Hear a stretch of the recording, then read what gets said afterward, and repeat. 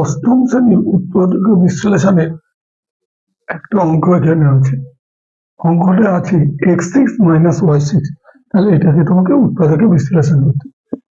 এই অঙ্কটা যেহেতু মাঝখানে মাইনাস আছে, প্রথমে যদি খুব সহজভাবে যদি আমি কিউবে ভাঙি অঙ্কটা অনেক কঠিন হয়ে যাবে, কিন্তু প্রথমে যদি আমি এটাকে এক্স কিউব স্কোয়ার মানে স্কোয়ারে ভাঙি ওয়াই কিউব স্কোয়ার, তাহলে এটা কি হবে? Square minus b square. Square minus b স্কোয়ারের সূত্র কি? A plus b a minus b, এখানে এ বলতে এক্স কিউব ওয়াই বলতে পারি, তাহলে এ প্লাস বি আর এ মাইনাস বি।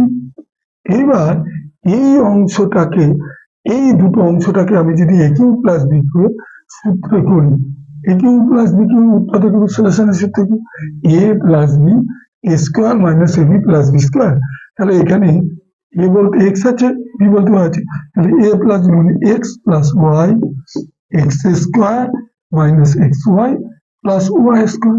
আর A cube minus B cube, A minus B মানে X minus Y X square plus X Y plus Y square.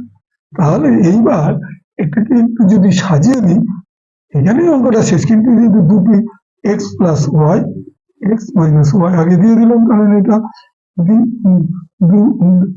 এটা দুটো পদ আছে, আর এখানে তিনটে এক্স স্কোয়ার এবার সাজিয়ে দিলাম, যেখানে দুটো রাশি আছে দুটো রাশিগুলো আগে দিলাম, তিনটে রাশিগুলো, তাহলে X square plus X Y plus Y square আর X square minus X Y plus.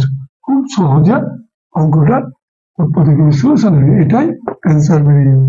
কিন্তু এই অংশটাকে কিউব স্কোয়ারের কিউব করলে অঙ্কটা হবে, তখন একটু জটিলতা চলে আসবে।